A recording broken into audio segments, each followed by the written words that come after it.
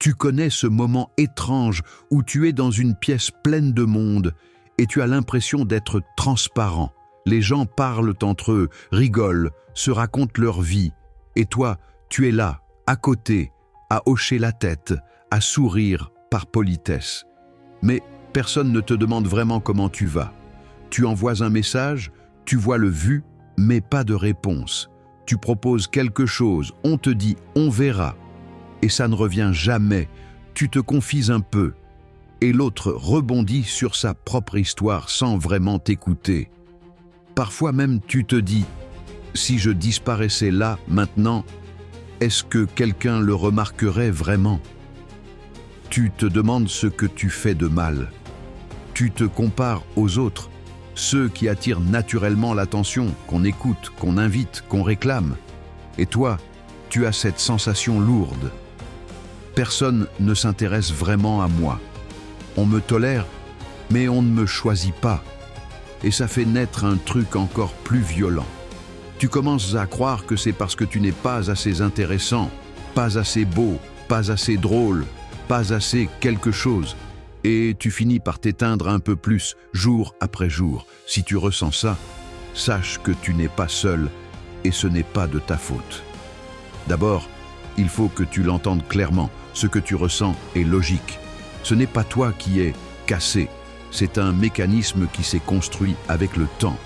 Biologiquement, ton cerveau est programmé pour chercher les signes de rejet ou d'exclusion. Pour lui, à l'époque de nos ancêtres, être mis de côté, c'était un danger de mort. Donc aujourd'hui encore, quand tu as l'impression que personne ne s'intéresse à toi, ton cerveau amplifie le truc. Il scanne chaque détail, chaque silence, chaque vue mais pas répondue, et il les range dans la case. Tu ne comptes pas. Ensuite, il y a ton histoire. Si, enfant, tu as souvent entendu « arrête de faire ton intéressant, on n'a pas le temps là, tu exagères », ou si tes émotions n'étaient pas vraiment prises au sérieux, tu as peut-être appris une chose, ce que je ressens n'intéresse pas les autres. Moi, je ne compte pas. Peut-être qu'on t'a comparé à un frère, une sœur, un ami, plus sociable, plus débrouillard. Peut-être que tu as souvent été celui ou celle qu'on appelle en dernier, ou pas du tout. Toutes ces expériences s'accumulent et créent un scénario intérieur. Les autres ne s'intéressent pas à moi, c'est comme ça. Et là, arrive le mensonge que tu te racontes. Tu crois que les gens ne s'intéressent pas à toi parce que tu n'as rien d'intéressant. Tu crois que c'est une vérité objective, comme dire « l'eau, ça mouille ». Mais ce n'est pas vrai. Ce qui se passe en réalité, c'est souvent un mélange de trois choses. D'abord, tu t'es tellement habitué à ne pas être écouté que tu t'auto-effaces sans t'en rendre compte. Tu parles plus bas, tu n'oses pas donner ton avis, tu te censures. Ensuite, tu t'entoures peut-être de personnes centrées sur elles-mêmes, émotionnellement indisponibles, incapables de donner l'attention que tu mérites. Et enfin, ton cerveau filtre la réalité. Il voit surtout les preuves qui confirment « je ne compte pas » et il ignore les petites preuves du contraire.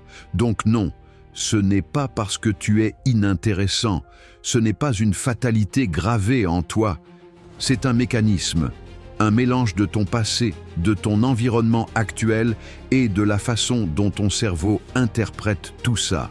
Et tant que tu penses que c'est parce que je ne vaux rien, tu te condamnes toi-même, tu te retires encore un peu plus, et plus tu te retires, plus tu as la preuve que personne ne s'intéresse à toi.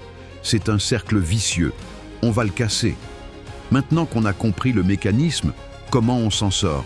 Voici 5 solutions concrètes pour sortir de ce sentiment d'invisibilité et commencer à créer des relations où on s'intéresse vraiment à toi.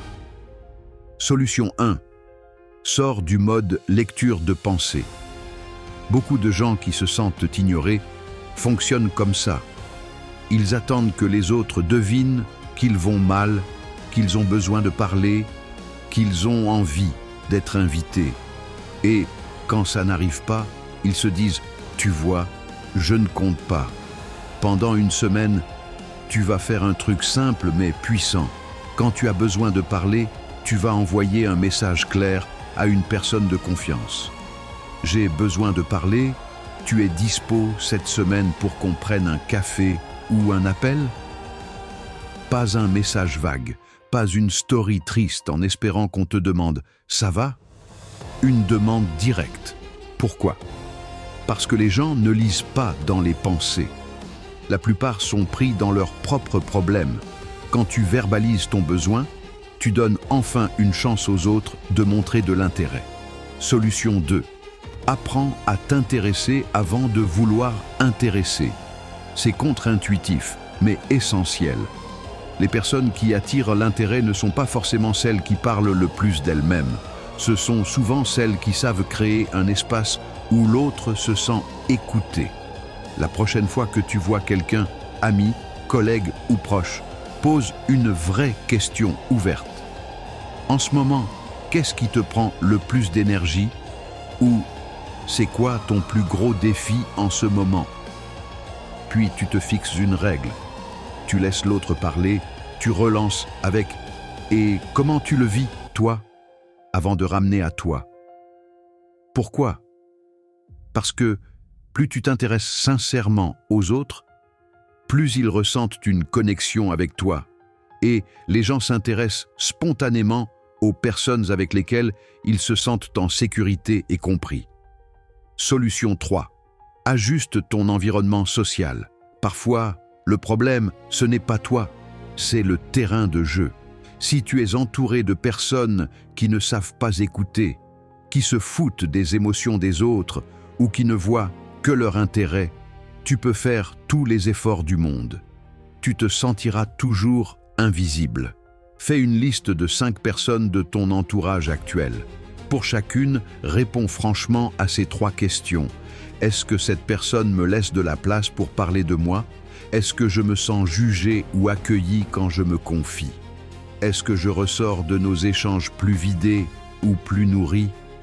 Si tu as 3 non ou 3 vidés, tu dois accepter une chose. Ce n'est pas un endroit sain pour te sentir vu. Action suivante. Cherche un nouvel espace où les gens partagent tes valeurs. Un groupe associatif, un club, une activité régulière, un serveur Discord, une communauté en ligne sérieuse. Tu augmentes tes chances de rencontrer des personnes capables de s'intéresser à toi parce que vous vibrez sur des choses communes. Solution 4. Développe une passion ou une compétence visible. Quand tu te dis « je ne suis pas intéressant », c'est souvent parce que tu ne vois pas toi-même ce que tu apportes.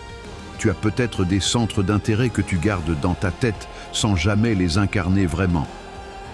Choisis une activité que tu aimes ou que tu as toujours voulu tester. Écriture, dessin, sport, montage vidéo, musique, cuisine, bénévolat. Engage-toi à y consacrer 30 minutes par jour pendant 30 jours.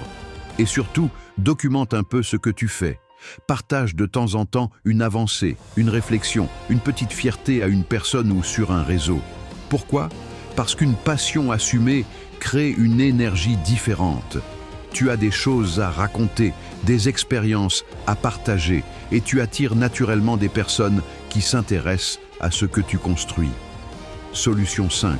Révèle tes vulnérabilités de manière stratégique. Tu crois peut-être que pour que les autres s'intéressent à toi, tu dois être parfait, toujours fort, toujours drôle. En réalité, c'est souvent le contraire. Les liens les plus profonds se créent quand on ose montrer ce qui est vrai, pas ce qui est parfait. Choisis une personne de confiance. La prochaine fois qu'elle te demande « ça va ?», au lieu du réflexe « oui, tranquille et toi ?», réponds avec une vulnérabilité maîtrisée. Pour être honnête, en ce moment c'est un peu compliqué. Je me sens souvent invisible, mais j'essaie de travailler dessus. Pourquoi?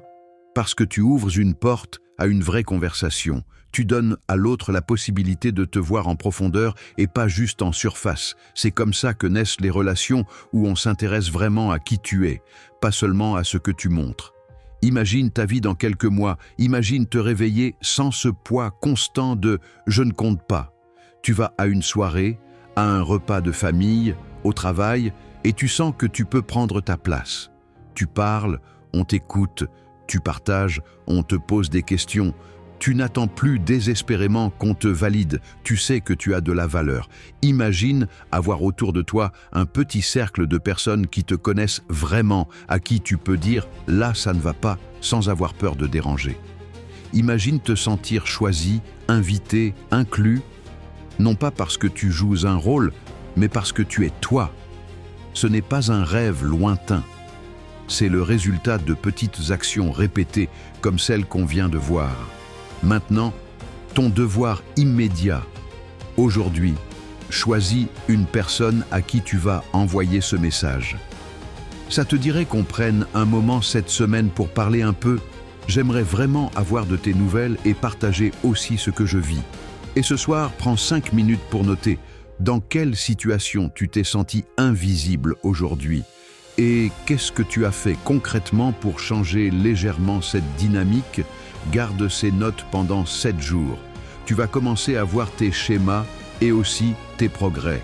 Et maintenant, si tu t'es reconnu dans cette vidéo et que tu as décidé de ne plus rester invisible, écris en commentaire le mot « visible ». Pas juste pour l'algorithme, mais pour montrer aux autres qui lisent les commentaires qu'ils ne sont pas seuls à ressentir ça. On est une communauté de personnes qui veulent réparer leurs failles intérieures, pas les cacher.